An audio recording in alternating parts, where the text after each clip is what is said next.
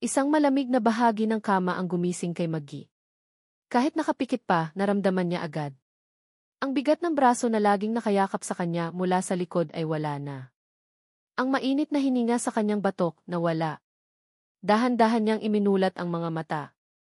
Ang sinag ng umaga ay sumisilip na sa siwang ng kanilang bintanang yari sa kapis, nagbabadya ng panibagong araw. Ngunit para kay Maggie may mali. May malaking-malaki na mali. Bumangon siya at kinapa ang espasyo sa tabi niya. Malamig. Walang bakas ng init na iniwan ng isang katawan. Tumingin siya sa paligid ng maliit na silid.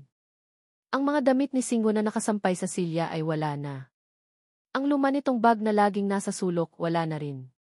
Isang malamig na takot ang gumapang sa dibdib ni Maggie. Isang takot na hindi niya pa naramdaman kailanman. Singo, tawag niya, mahina sa simula, halos pabulong. Singo, nandyan ka ba sa baba? Walang sumagot. Tanging ang huni ng mga ibon sa labas ang kanyang narinig. Tumayo siya, ang mga binti ay tila nang hihina. Sa ibabaw ng maliit na mesang kawayan, sa tabi ng florera na may isang bulaklak ng gumamela na pinitas ni Singo para sa kanya kahapon, may isang maliit na papel na nakatupi. Ang puso ni Maggie ay nagsimulang tumibok ng sobrang bilis, na parang gusto nitong kumawala sa kanyang dibdib. Nanginginig ang mga kamay na kinuha niya ang papel at binuklat ito. 2 salita lamang ang nakasulat sa pamilyar na sulat kamay nito. 2 salita na parang punyal na bumaon ng diretso sa kanyang puso. Patawad, kailangan kong umalis. Walang paliwanag. Walang pangako ng pagbabalik. Walang kahit anong dahilan. Tila isang multo, naglaho si Singo na parang hindi kailanman naging bahagi ng buhay niya. Napaupo si Maggie sa sahig, hawak ang papel. Ang mga salitang iyon ay paulit-ulit na umalinggaw sa kanyang isipan. Kailangan kong umalis, kailangan kong umalis. Bakit? Paano? Ang isip niya ay naglakbay pabalik sa nakalipas na 2 buwan, sa tag-araw na iyon na nagbago ng lahat. Nagsimula ang lahat sa isang maingay at magulong hapon sa plaza ng San Pablo. Abalang-abala si Maggie sa pagtitimpla ng palamig sa kanyang maliit na pwesto ng isang malakas na kalabog ang yumanig sa kanyang munting mundo. Isang lalaking nakaputing t-shirt at maong, halatang hindi taga roon dahil sa kutis at tindig, ang natumba at sinalpok ang kanyang kariton. Nagpagulong-gulong ang mga baso, tumapon ang sa malamig, kumalat ang arnibal sa semento. Ano ba, sigaw ni Maggie nang gagalaiti. Hindi ka ba tumitingin sa dinadaanan mo? Sir, tingnan mo ang ginawa mo sa paninda ko. Agad na tumayo ang lalaki, pinagpag ang sarili. Nang mag-angat ito ng tingin, natigilan si Maggie. May taglay itong itsura na parang ginuhit, matangos na ilong, makapal na kilay, at mga matang may bahid ng lungkot pero nangungusap. Sorry, miss. Sorry talaga, sabi nito, ang boses ay puno ng sinseridad. Hindi ko sinasadya. Babayaran ko lahat ng nasira. Lahat. Kinuha nito ang wallet at naglabas ng mga bagong-bagong 1,000 piso, higit pa sa sapat para sa nasirang paninda. Ngunit ang galit ni Maggie ay napalitan ng awa nang makita niya ang hiwa sa braso nito. Hayaan mo na yan, sabi niya, mas mahinahon na ngayon. Sugatan ka. Halika, gagamutin natin yan. Iyon ang simula. Ipinakilala nito ang sarili bilang si Isingo, isang taga-Manila na naghahanap lang daw ng katahimikan, tumatakas sa magulong buhay sa syudad. Hindi na nag-usisa si Maggie. Para sa kanya, sapat nang malaman na sa piling niya, tila nahahanap ni Singo ang kapayapaan. Ang mga sumunod na araw ay naging isang pangarap.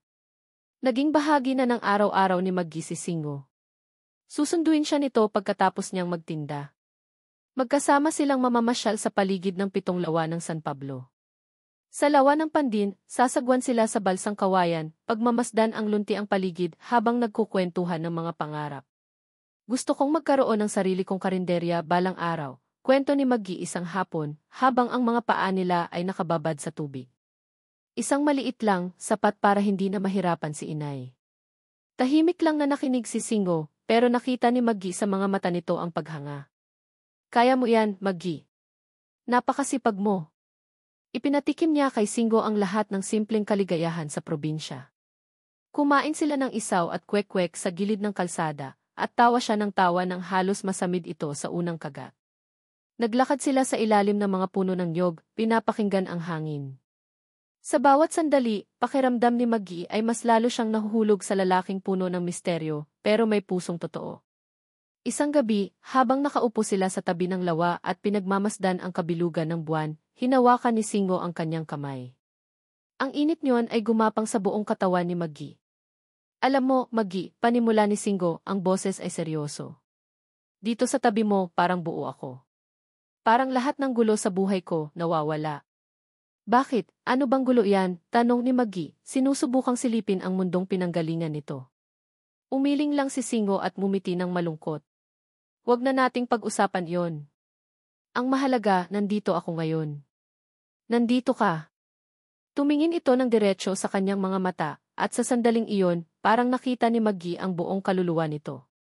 Hinding-hindi kita iiwan, Maggie. Pangako. Pangako. Ang salitang iyon ay parang sirang plaka na bumalik sa kasalukuyan. Si Maggie, nakaupo pa rin sa sahig, ang mga luha ay nagsimula ng bumuhos. Isang butil. Dalawa. Hanggang sa hindi na niya mapigilan ang paghikbi. Ang sakit. Ang sakit-sakit na parang pinipiga ang puso niya hanggang sa madurog. Ang pangakong iyon. Ang mga matang nangusap ng katapatan. Ang mga sandaling inakala niyang totoo. Lahat ba iyon ay kasinungalingan? Isang malaking laro para sa isang mayamang lalaki na naghahanap lang ng panandaliang libangan sa probinsya.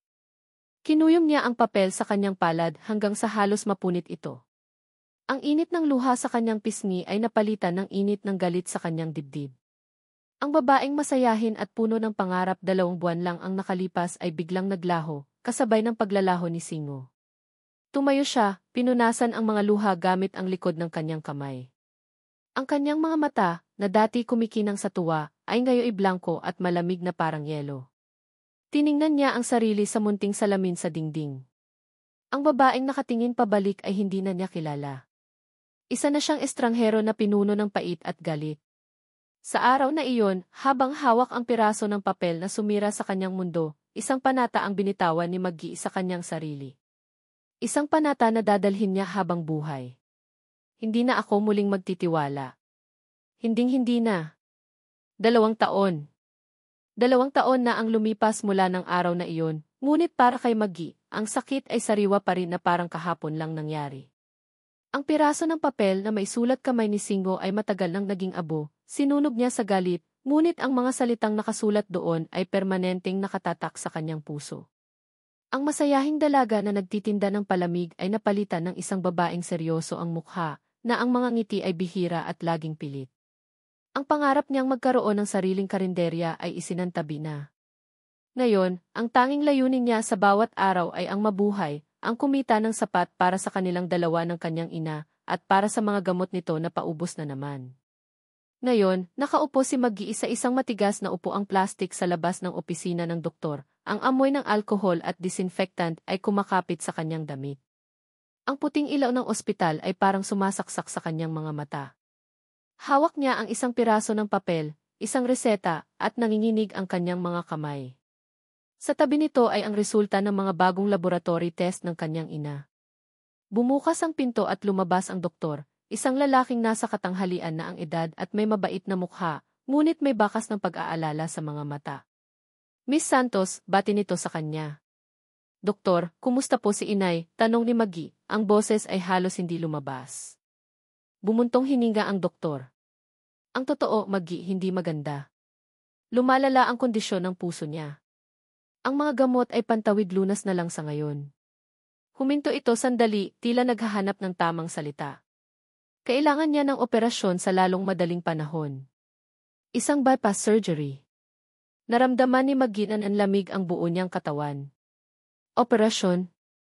Magmagkano po yon, Dok? Tumingin ang doktor sa kanyang listahan, at sa pag-iwas nito ng tingin, alam na ni Maggie ang sagot. Ang kabuang halaga, kasama na ang bayad sa ospital at sa mga espesyalista, ay aabutin ng humigit kumulang 300,000 piso. 300,000. Ang mga numero ay umikot sa isipan ni Maggie. Pakiramdam niya ay nabingi siya. Ang ingay ng ospital ay biglang nawala. 300,000. Sa buong buhay niya, hindi pa siya nakakakita ng ganoong kalaking pera. Ang kinikita niya sa paglalabada at pagtanggap ng kung ano-anong trabaho ay sapat lang para sa kanilang pagkain at sa mga lumang reseta. Salamat po, Doc, sabi niya, kahit hindi niya alam kung saan nanggaling ang mga salita. Tumayo siya, ang mga binti ay parang gulaman. Naglakad siya palabas ng ospital, ang sikat ng araw ay sumalubong sa kanya, ngunit pakiramdam niya ay nasa gitna siya ng kadiliman. Pag-uwi niya sa kanilang maliit na bahay na barong-barong, naabutan niya ang kanyang ina na nakahiga, nakatingin sa kisame na may mga mansa ng tubig ulan. Umiti ito nang makita siya. Anak, nandyan ka na pala. Kumain ka na ba? Tanong ng ina, ang boses ay mahina. Pinilit ni Maggie na umiti pabalik. Opo, Nay. Kayo po? Kumusta ang pakiramdam ninyo? Huwag mo akong alalahanin, anak, sabi ng matanda, sinusubukang bumangon. Malakas pa ako. Ngunit isang ubo ang kumawala rito at napahawak ito sa dibdib. Agad na lumapit si Maggie at inalalayan ang ina. Hinawakan niya ang kamay nito, payat, magaspang at malamig. Dito sa mga kamay na ito, nakita ni Maggie ang lahat ng sakripisyo ng kanyang ina para mapalaki siyang mag-isa. At ngayon, siya naman ang walang magawa para iligtas ito. Umupo siya sa gilid ng kama at niyakap ang ina, pilit na itinatago ang mga luhang nagbabadyang tumulo.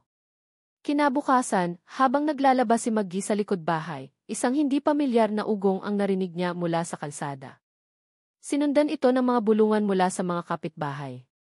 Sumilik siya mula sa siwang ng kanilang bakod na kawayan at halos mapanganga. Isang makintab at itim na kotse, isang Mercedes-Benz, ang nakaparada sa tapat ng kanilang bahay. Mukha itong isang itim na hiyas sa gitna ng maputik at bako-bakong daan.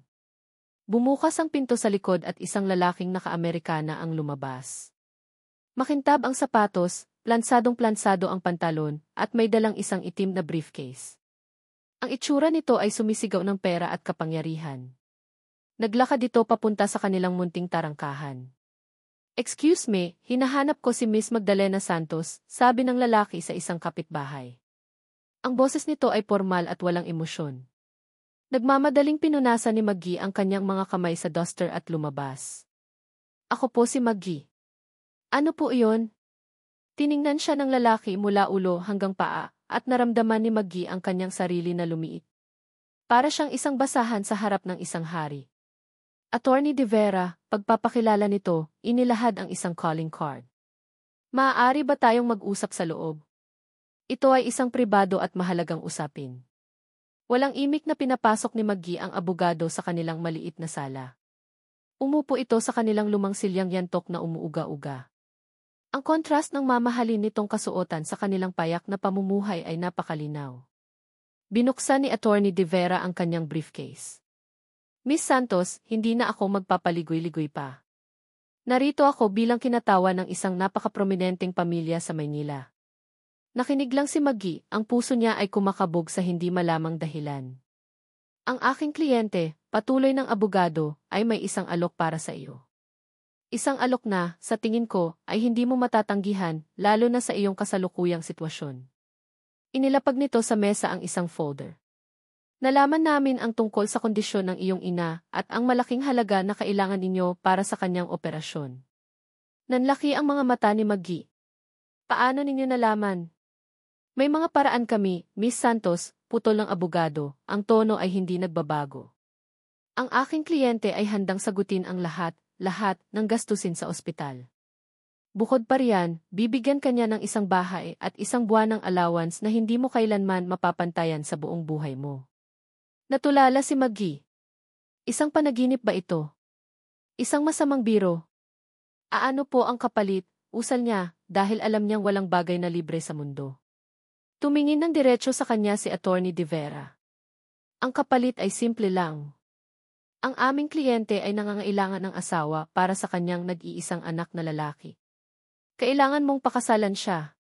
Parang binuhusan ng malamig na tubig si Maggie. Pakasalan ng isang lalaking hindi niya kilala? Ang panata na ginawa niya 2 taon na ang nakalipas ay bumalik sa kanya, hindi na ako muling magtitiwala. Ang alok na ito ay isang sampal sa lahat ng pinanindigan niya. Ito ay pagbebenta ng kanyang sarili, ng kanyang kaluluwa. Hindi ko po matatanggap yan, mabilis niyang sagot, ang orgulyo ang unang nanaig. Hindi na tinag ang abogado. Kumuha ito ng isang dokumento mula sa folder, isang kasunduan. At sa likod nito, isang tseke. Inilapag niya ito sa mesa, nakaharap kay Maggie. Basahin mo ang kontrata, Miss Santos. At tingnan mo ang halaga sa tseke. Napatingin si Maggie. Ang mga numero sa tseke ay parang sumasayaw sa harap ng kanyang mga mata. 500,000 piso. Hindi lang sapat para sa operasyon. Sapat para sa isang bagong buhay. Ang buhay na pinapangarap niya para sa kanyang ina. Kinuha niya ang kontrata, ang mga kamay ay nanginginig. Ang mga salitang tikasal, kasunduan, obligasyon ay lumulutang. Ngunit ang tanging nakikita niya ay ang mukha ng kanyang ina, ang nahihirapan nitong paghinga, ang mga kamay nitong malamig. Ang pagmamahal niya para sa ina ay isang malaking alon na unti-unting nilulunod ang kanyang galit at pride. Ano ang halaga ng isang panata kumpara sa buhay ng sarili mong ina? Ano ang halaga ng isang durog na puso kumpara sa pagkakataong mabigyan siya ng ginhawa? Nag-angat ng tingin si Attorney De Vera. Kaya, Miss Santos, ano ang iyong sagot? Ipinikit ni Maggie ang kanyang mga mata. Isang butil ng luha ang pumatak mula sa kanyang kanang mata, gumulong sa kanyang pisngi, isang luha ng pagsuko, ng sakripisyo. Ang imahe ni Singo ay panandali ang sumagi sa kanyang isipan, at pagkatapos ay naglaho, pinalitan ng determinasyon. Huminga siya ng malalim, at sa pagdilat niya, ang kanyang mga mata ay matatag na. Pumapayag ako. Ang amoy ng mamahaling leather at lumang papeles ay bumalot sa malawak na opisina ni Don Ricardo de Villa. Sa labas ng bintanang salamin na mula sahig hanggang kisame, tanaw ni Marco ang nagmamadaling syudad ng Makati. Dati, ang tanawing ito ay nagbibigay sa kanya ng pakiramdam ng kapangyarihan. Ngayon, para itong isang kulungan na unti-unting sumisikip sa kanya. Hindi ko gagawin yan, Papa. Ang boses ni Marco ay kalmado, ngunit matigas, isang direktang pagsuway sa lalaking nakaupo sa likod ng malaking mesa na yari sa mahogany. Si Don Ricardo, na may buhok na halos puti na at mga matang kasing talas ng agila, ay hindi man lang natinag. Wala kang pagpipilian, Marco, sagot na matanda, ang boses ay malamig at may otoridad. Ang pagtakas mo 2 taon na ang nakalipas ang naglagay sa atin sa sitwasyong ito. Ang kasal mo kay Isabel Montenegro ang sana ay magliligtas sa kumpanya. Pero pinili mong tumakbo na parang isang duwag. Naramdaman ni Marco ang pag-init ng kanyang ulo. Ang alaala ng tag-araw sa Laguna, ng isang simpleng buhay, at ng isang ngiti na hindi niya malimutan ay biglang sumagi sa kanyang isipan. Iyon ang tanging pagkakataon sa buhay niya na naramdaman niyang malaya siya. Ngunit ang kalayaang iyon ay may mabigat na presyo. Hindi ko mahal si Isabel. Isa iyong negosyo, hindi kasal, git ni Marco. At ano sa tingin mo ang buhay na ito, Marco? Isang laro, tumayo si Don Ricardo, ang mga palad ay nakadiin sa mesa. Ang katahimikan sa opisina ay biglang napuno ng tensyon. Ang De Villa Corporation ay hindi lang isang pangalan. Ito ang dugot pawis ng mga ninuno natin. At dahil sa katigasan ng ulo mo, malapit na itong gumuho. Sa isang mabilis na kilos, kinuha ni Don Ricardo ang isang makapal na folder sa kanyang mesa at ibinato ito sa harap ni Marco. Kumalat ang mga papel na naglalaman ng mga numero, graph, at mga salitang loan default, bankruptcy, at foreclosure. Ito ang sinira mo, sigaw ni Don Ricardo, ang boses ay umalinggaw sa buong silid. Tingnan mo. Basahin mo kung paano mo unti-unting pinapatay ang lahat ng pinaghirapan ko. Napayuko si Marco, tinitingnan ang mga dokumento na nagpapatunay ng kanyang kabiguan. Ang bigat ng mundo ay parang pumatong sa kanyang mga balikat. Ang pagtakbo niya ay hindi lang pagtakas sa isang kasal na ayaw niya, ito ay pagtakas sa isang responsibilidad na isinilang siyang gampanan. Isang iutang na loob hindi lang sa kanyang ama, kundi sa daan-daang empleyado na umaasa sa kanilang kumpanya. Nang makita ng matanda ang panlulumo sa mukha ng anak, bahagya itong kumalma. Umupo itong muli at huminga ng malalim. May isa pa tayong paraan, Marco. Isang huling baraha, sabi nito, mas mahinahon na ngayon. Hindi na si Isabel. Masyado nang magulo ang sitwasyon sa mga Montenegro. Ngunit nakahanap ako ng mas magandang solusyon. Kinuha niya ang isang litrato mula sa kanyang drawer at inilapag ito sa harap ni Marco. Siya ang pakakasalan mo. Tiningnan ni Marco ang litrato. Isang babaeng nakangiti, nakatayo sa tabi ng isang kariton ng palamig. Simple ang damit, walang kolorete sa mukha, ngunit ang mga mata nito ay may kakaibang kislap. Pamilyar ang mukha, ngunit hindi niya mailagay kung saan niya ito nakita. Sino siya? Tanong ni Marco. Magdalena Santos. Taga-probinsya. Walang pamilyang makapangyarihan. Walang sariling ambisyon, paliwanag ni Don Ricardo. Simple. Madaling kontrolin. Isang asawa na hindi makikialam sa negosyo. Isang asawa na magpapakita sa mga bangko na ikaw ay seryoso na handa ka nang mag-settle down at pamunuan ang kumpanya. Papayag siyang pakasalan ka. Siniguro ko na iyon. Naramdaman ni Marco na nasusuka siya. Gagamit sila ng isang inosenteng babae para lang ayusin ang gusot na siya mismo ang gumawa. Ito ay mas masahol pa kaysa sa kasal kay Isabel. Ito ay panloloko sa isang taong walang kalaban-laban. Ngunit nang tingnan niya muli ang mga papeles ng pagkalugi at ang mukha ng kanyang ama na tila tumanda ng 10 taon, naramdaman niya ang pagkalupi. Wala na siyang lakas para lumaban. Ang Marco na tumakas 2 taon na ang nakalipas ay wala na. Ang natira ay isang lalaking nakakulong sa sarili niyang mga pagkakamali. Sige, bulong niya, ang salita ay parang laso na lumabas sa kanyang bibig. Gagawin ko. Ang araw ng kasal ay dumating na parang isang masamang panaginip. Ang simbahan ay enggrande, puno ng mga bulaklak na puti, ngunit para kay Marco, para itong isang mausolyo. Nakatayo siya sa altar, suot ang isang mamahaling barong, ngunit ang pakiramdam niya ay para siyang isang bilanggo na naghihintay ng kanyang sentensya.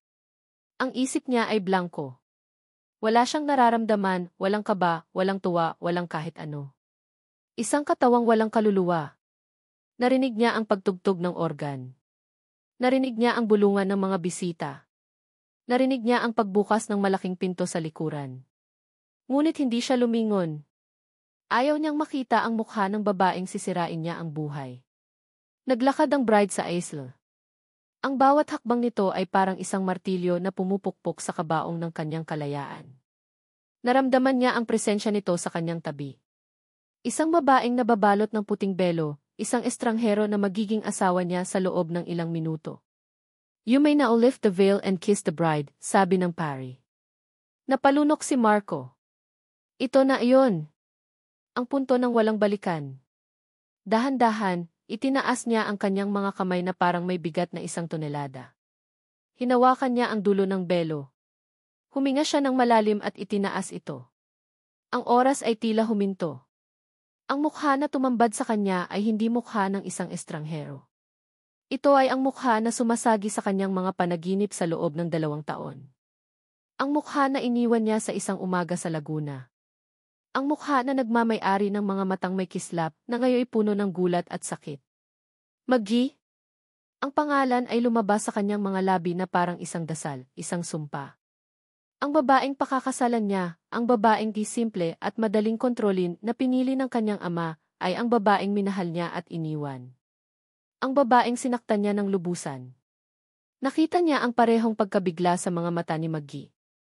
Ang kulay ay nawala sa mukha nito. Ang mga labi nito ay bahagyang nakaawang. Sa isang iglap, ang lahat ng pait, pagsisisi, at sakit na pilit nilang ibinaon sa nakalipas na 2 taon ay sumabog sa pagitan nilang dalawa, doon mismo sa harap ng altar. Ang mundo ni Marco ay gumuho. Ang kasal na inakala niyang isang simpleng transaksyon ay naging isang personal na impyerno. At ang babaeng nasa harap niya, hindi siya isang biktima lang. Siya ang buhay na testamento ng kanyang pinakamalaking kasalanan.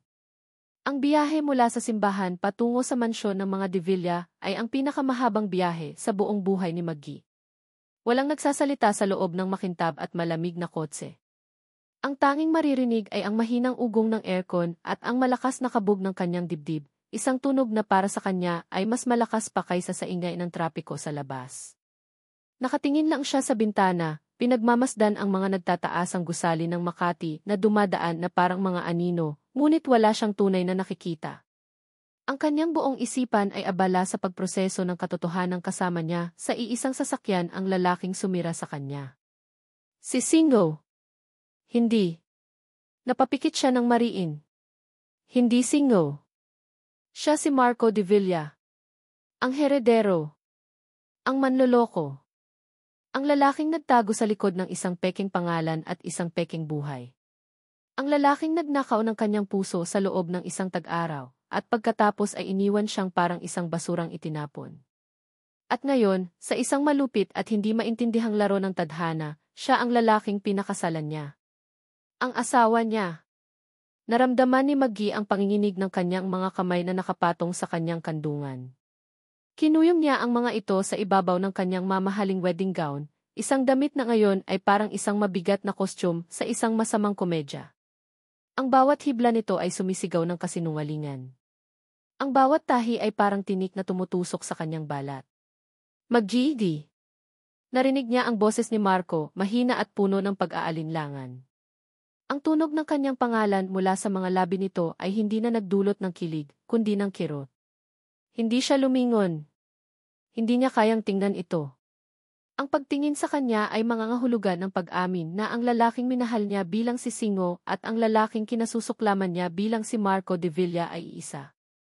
Hindi niya kaya. Ang sakit ay masyadong sariwa, masyadong malalim. Kaya nanatili siyang nakatingin sa labas, ang kanyang postura ay matigas na parang bato. Nang sa wakas ay huminto ang kotse sa harap ng isang napakalaking gate na bakal, na marahang bumukas na parang kortina sa isang dula, isang mansyon na kasing laki ng isang maliit na palasyo ang tumambad kay Maggie. May mga hardin na perpekto ang pagkakaayos, isang fountain na sumasayaw sa gitna, at mga ilaw na kumikinang na parang mga bituin na ninakaw mula sa langit. Ito ang mundo ni Marco de Villa. Isang mundo na napakalayo sa kanyang munting bahay sa Laguna.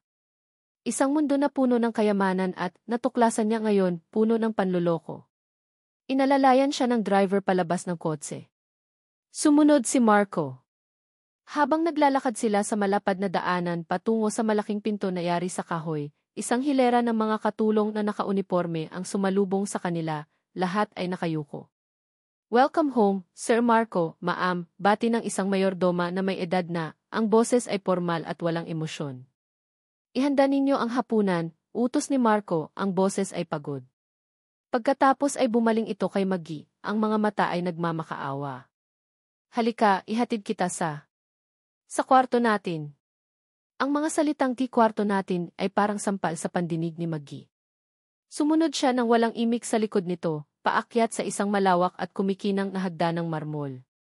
Bawat tapak niya sa malamig na bato ay mabigat, na parang may kadenang nakakabit sa kanyang mga paa. Ang buong lugar ay amoy bulaklak at floor wax, ngunit para kay Maggie, amoy pera ito at kalungkutan. Binuksan ni Marco ang isang dobleng pinto sa dulo ng pasilyo, at bumungad sa kanila ang isang silid na mas malaki pa sa buong bahay nila sa Laguna. May isang king-sized bed sa gitna na napapalibutan ng mga unan, isang walk-in closet na kayang maglaman ng isang tindahan ng damit, at isang balkonaheng may tanawin ng hardin sa ibaba. Lahat ay maganda. Lahat ay perpekto. At lahat ay parang isang ginintuang haula. Nang maisara ni Marco ang pinto, ang katahimikan ay naging mas mabigat, mas nakakabingi. Dito, wala nang mga matang nakatingin. Dito, sila lang dalawa. Marahas na inalis ni Maggie ang belo sa kanyang ulo at ibinato ito sa isang silyang pelus na parang isa itong maruming basahan. Hinarap niya si Marco at sa unang pagkakataon mula sa simbahan, tiningnan niya ito ng diretso sa mga mata. Ang galit na pinipigilan niya buong araw, ang sakit na kinikimkim niya sa loob ng 2 taon, ay sa wakas ay sumabog. Huwag, sabi niya, ang boses ay hindi pa sigaw, ngunit malamig at matalas na parang bubog. Huwag kang magkakamaling tawagin itong kwarto natin. Ito ang kwarto mo. Ako ay bisita lang dito. Isang bayarang bisita na maninirahan pansamantala. Nakita niya ang sakit na gumuhit sa mga mata ni Marco. Maggie, hindi ganyan. Pakiusap, pakinggan mo muna ako. Mag-usap tayo, di. Lumapit ito ng isang hakbang, sinusubukang abutin ang kanyang kamay. Mabilis siyang umatras na parang napaso, ang mga mata ay nag-aapoy. Mag-usap. Tungkol saan? Sa isa na namang kasinungalingan, Singo. Idiniin niya ang peking pangalan na ngayon ay lasang-lason sa kanyang dila. 2 taon, Marco. 2 taon kong tinanong ang sarili ko kung anong mali sa akin. Kung bakit hindi man lang ako naging karapat-dapat sa isang maayos na paalam. At ngayon, malalaman ko na ang lahat pala ay isang malaking laro para sa isang mayamang lalaki na nagbabakasyon. Hindi iyon laro, Maggie. Maniwala ka, totoo ang lahat ng naramdaman ko sa Laguna, depensa ni Marco. Ang boses ay tumaas na rin, puno ng desperasyon. Totoo, isang tawang walang bahid ng saya ang kumawala sa mga labi ni Maggie. Kung totoo yon, bakit ka umalis? Bakit mo ako iniwan na walang anumang salita? At bakit ngayon, sa lahat ng babae sa mundo, ako ang bigla mong pinakasalan? Kumpirmahin mo, Marco. Dahil ba kailangan mo ng isang simple at madaling kontrolin na asawa? Yun ba ang description ko sa kontrata? Natigilan si Marco. Ang pagkagulat sa mukha nito ay isang malinaw na pag-amin. Iyon nga. Iyon lang ang tingin nila sa kanya. Isang probinsyana walang laban. Hindi mo naiintindihan ang buong sitwasyon. Ang hindi ko maintindihan ay kung paano ako naging ganito katanga para maniwala sa iyo noon. Sigaw niya. Ang mga luha ng galit ay nagsimula ng mamuo sa kanyang mga mata, ngunit pinigilan niya itong pumatak. Pero tapos na iyon. Hindi na ako ang tangang babae na nakilala mo sa tabi ng lawa. Nandito ako dahil sa nanay ko at iyon lang. Babayaran ko ang utang na loob ko sa pamilya ninyo. Gaganap ako bilang asawa mo sa harap ng ibang tao. Pero sa loob ng bahay na ito, lalo na sa loob ng kwartong ito, isa kang estranghero sa akin. Tumalikod siya, hindi na makayanan ang tingin nito. Nagsimula siyang maglakad patungo sa walk-in closet, naghahanap ng kahit anong pwedeng pagkaabalahan, kahit anong makakapaglayo sa kanya mula rito. Sa gitna ng tensyonadong katahimikan, biglang tumunog ang cellphone ni Marco na nasa ibabaw ng isang mesa. Nagring ito ng isang beses. 2 beses. Sa pangatlo, kinuha ito ni Marco, ang tingin ay hindi inaalis kay Maggie. Hello, sagot niya, ang boses ay pagod at iritado. Ngunit sa isang iglap, nagbago ang tono nito, naging mas malumanay. Hello, Isabel. Napatawag ka ni Isabel. Ang pangalan ay tumusok sa puso ni Maggie na parang karayom. Narinig niya ang pangalang iyan sa mga bulong-bulungan kanina sa reception. Ang dating fiancé. Ang babaeng dapat nitong pakasalan. Hindi na narinig ni Maggie ang iba pang sinabi ni Marco. Ang tanging naririnig niya ay ang boses ng isang babae sa kabilang linya, kahit mahina, tunog malambing at mapang-akit. Kahit hindi niya naiintindihan ang mga salita, ang tono ay sapat na. Ito ang tono ng isang taong komportable, ng isang taong may karapatan. Tumalikod si Marco, marahil para bigyan ng privacy ang kanilang pag-uusap, ngunit para kay Maggie, ito ay isang kilos ng pagkukubli. Isang kumpirmasyon. Ang lahat ng hinala niya ay nagkatotoo. Hindi lang siya iniwan ni Marco, malamang ay ipinagpalit siya. At ngayon, kahit kasal na sila, ang anino ng kay Isabel na ito ay naroon pa rin, isang multo sa kanilang peking pagsasama. Ang natitirang lakas ni Maggie ay biglang nawala. Ang nag-aapoy na galit ay napalitan ng isang malalim at nakakapanghinang pagod. Pakiramdam niya ay naloloko siya sa pangalawang pagkakataon, sa mismong gabi ng kanyang kasal. Nang ibaba ni Marco ang telepono, humarap itong muli sa kanya, ang mukha ay mas lalong gumulo. Si Isabel yon, simula niya, na parang kailangan pang ipaliwanag. Tumawag lang para di. Hindi mo kailangang magpaliwanag, putol ni Maggie, ang boses ay walang emosyon na parang yelo. Mas masakit pa ito kaysa sa pagsigaw niya kanina. Wala akong pakialam sa kung sino ang kausap mo o kung ano ang ginagawa mo. Gaya ng sinabi ko, estranghero tayo sa isa't isa. Naglakad siya patungo sa kama.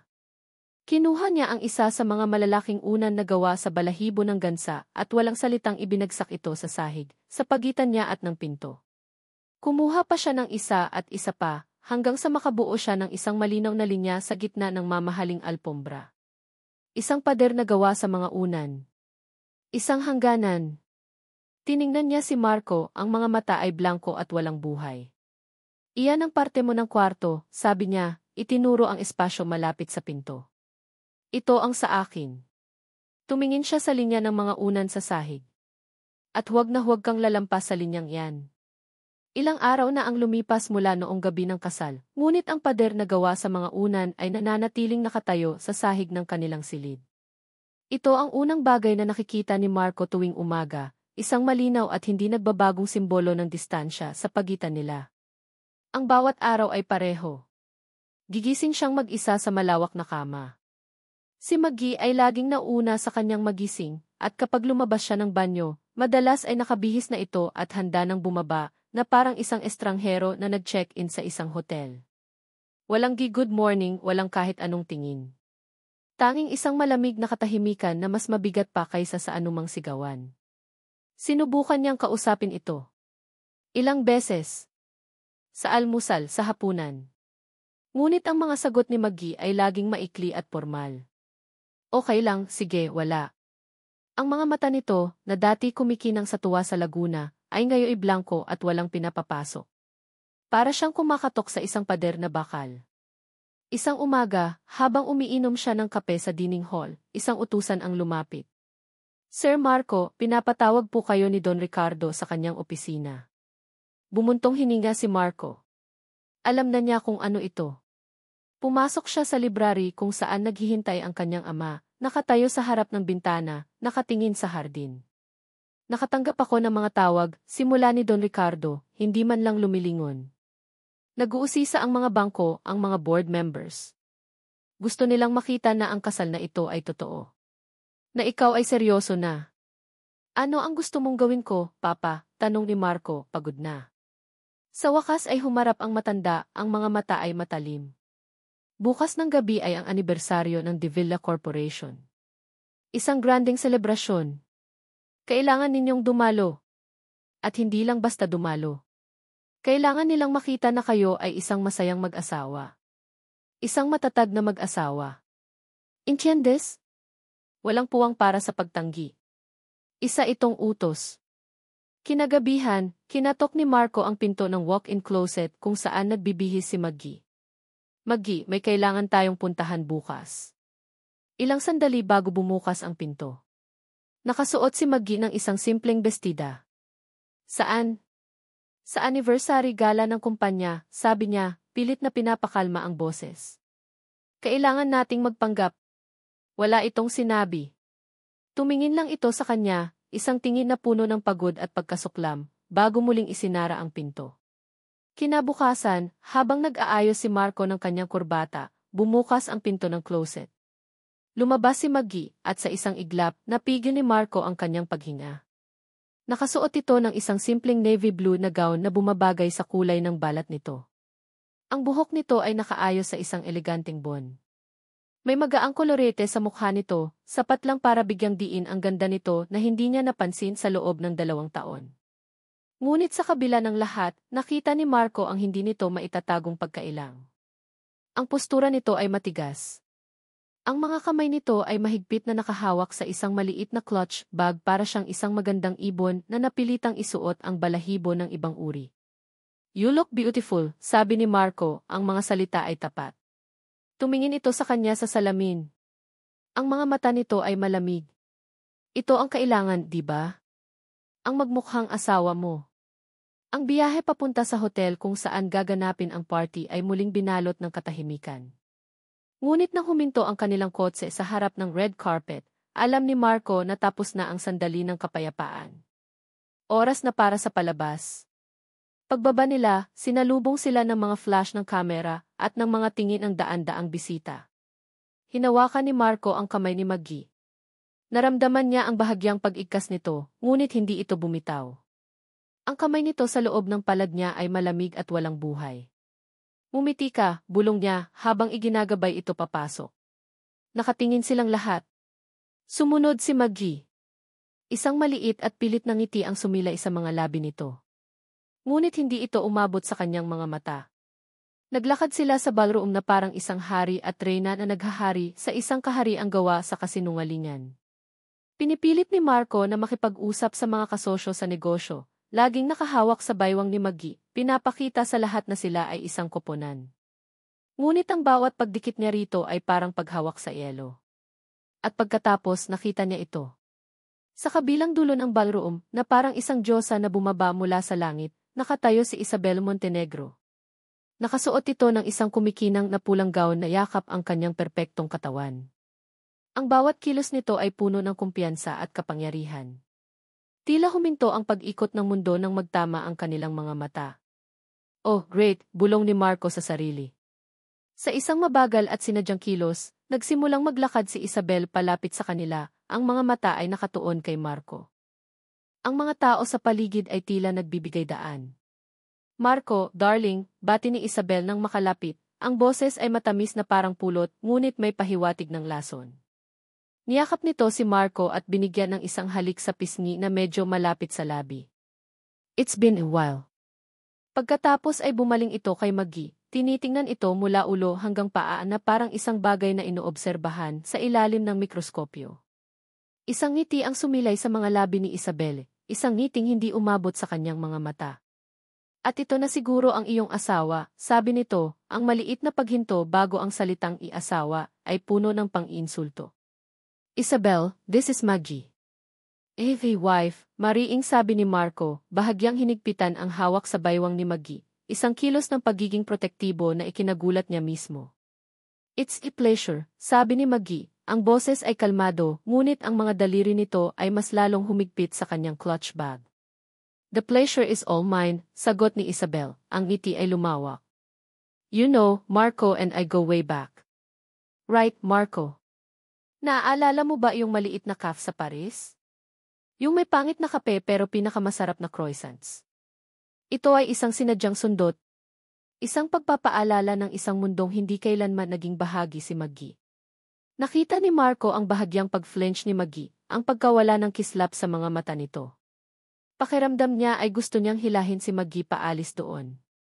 Excuse me, Marco, isang boses ang tumawag mula sa likuran. Ang kanyang ama, si Don Ricardo. May mga tao akong gustong ipakilala sa iyo. Ito ay hindi isang pakiusap. Napilitan si Marco na bitawan si Maggie. Babalik ako agad, bulong niya rito. Naiwan si Maggie kasama si Isabel. Mula sa di kalayuan, habang kinakamayan ang isang senador, hindi maalis ni Marco ang tingin sa dalawa. Nakita niya kung paano lumapit si Isabel kay Maggie, bumubulong na parang isang matalik na kaibigan. Nakita niya ang ngiti ni Isabel na ngayon ay parang ngiti ng isang ahas. At nakita niya ang reaksyon ni Maggie. Ang biglang paninigas ng kanyang katawan, ang mukha nitong biglang namutla. Nang makabalik siya, si Isabel ay paalis na. It was lovely meeting you, Maggie, sabi nito na may huling matamis na ngiti bago tumalikod at maglaho sa gitna ng mga tao. Anong sinabi niya sa'yo? Tanong agad ni Marco.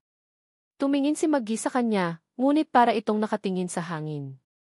Ang pilit ng ngiti ay tuluyan ng nawala, napalitan ng isang blangkong ekspresyon. Wala, sagot nito, ang boses ay mahina at walang buhay. Nagpakilala lang siya ng maayos. Isang kasinungalingan. At alam na alam ni Marco na ang anumang sinabi ni Isabel, ito ay isang deklarasyon ng gyera. At si Maggie, na wala ng kalaban-laban, ay nasa gitna ng lahat ng ito. Huwag kang masyadong masanay sa buhay na ito. Hindi lahat ng bagay ay para sa iyo. Ang mga salitang iyon, na ibinulong ni Isabel na may matamis na ngiti, ay paulit-ulit na umalinggaw sa isipan ni Maggie. Isang linggo na ang nakalipas mula sa granding party, ngunit ang banta sa likod ng mga salitang iyon ay nananatiling nakatatak sa kanyang alaala. Araw-araw, pakiramdam niya ay may mga matang nakamasid. Araw-araw, ang bigat ng pagpapanggap ay lalong nagiging nakakasakal. Isang hapon, habang nag-iisa siya sa mansyon, si Marco ay nasa opisina. Si Don Ricardo ay wala rin, isang katulong ang lumapit sa kanya. Ma'am Maggie, utos po ni Don Ricardo na ayusin ninyo raw po ang mga gamit sa study ni Sir Marco. Darating daw po kasi ang bagong carpet bukas. Napabuntong hininga si Maggie. Isa na namang utos. Isa na namang paalala na hindi niya pag-aari ang sarili niyang oras sa bahay na ito. Ngunit wala siyang magawa kundi sumunod. Pumasok siya sa study ni Marco, isang silid na napapalibutan ng mga estanteng puno ng libro. Ang amoy ng lumang papel at katad ay nangingibabaw. Ito ang personal na espasyo ni Marco, isang lugar na hindi pa niya napapasok kailanman. Nagsimula siyang mag-ayos, inililipat ang mga libro mula sa isang mababang estante papunta sa isang karton. Ang bawat kilos niya ay mabagal at walang gana. Habang inaabot niya ang isang hilera ng makakapal na aklat, ay nasagi ang kanyang siko sa likuran. Isang maliit at mabigat na kahon ang nahulog mula sa itaas ng estante, lumikha ng isang malakas na kalabog sa sahig na gawa sa kahoy. Napatalon si Maggie sa gulat. Yumuko siya para pulutin ito. Isa itong simpleng kahon na yari sa kahoy, walang anumang disenyo. Dahil sa pagkakabagsak, bahagyang bumukas ang takip nito. Dahan-dahan, itinaas niya ang takip. Sa loob, may mga ilang lumang litrato, si Marco noong bata pa, kasama ang kanyang mga magulang. Mayroon ding isang tila tuyong bulaklak ng gumamela na nagpadala ng isang pamilyar na kirot sa kanyang puso. At sa ilalim ng lahat ng iyon, may isang bagay pa. Isang luma at makapal na cellphone. Isa sa mga modelong may keypad pa, matagal na bago na uso ang mga touchscreen. Dahil sa kuryosidad, kinuha niya ito. Sinubukan niyang pindutin ang power button. Nagulat siya nang biglang umilaw ang screen. Mayroon pa itong baterya. Nilibot niya ang tingin sa paligid. Walang tao. Itinulak siya ng isang hindi maipaliwanag na puwersa na buksan ang laman ng cellphone. Pumasok siya sa messages pero wala itong laman. Malamang ay nabura na. Sunod, sinubukan niya ang key email. Doon, may nakita siyang isang folder na mailabel na i-sent. Nanginginig ang mga daliri na binuksan niya ito. May iilang email lang na natira. Ang tatlo sa mga ito ay ipinadala sa iisang address, El de Villaseo at.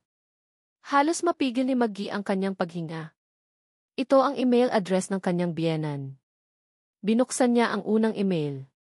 Petsa, 2 taon na ang nakalipas, ilang linggo matapos siyang iwan ni Marco. Ang subject, potensyal na solusyon. Ang nagpadala, isang email address na walang pangalan, isang random na kombinasyon ng mga letra at numero. Ang nilalaman ng email ay isang maikling talata. Don Ricardo. Sa ilalim ng text, may isang attachment. Binuksan ito ni Maggie at ang kanyang puso ay parang piniga.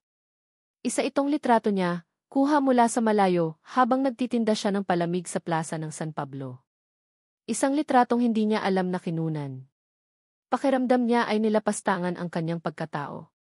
Binuksan niya ang pangalawang email na ipinadala 1 linggo pagkatapos ng una. Ang subject, karagdagang impormasyon. Naglalaman ito ng mga detalye tungkol sa kanya, ang pangalan ng kanyang ina, ang sakit nito, ang kanilang kahirapan. Bawat salita ay parang isang dagok, isang paglalantad ng kanyang buong buhay para pag-aralan ng mga taong hindi niya kilala.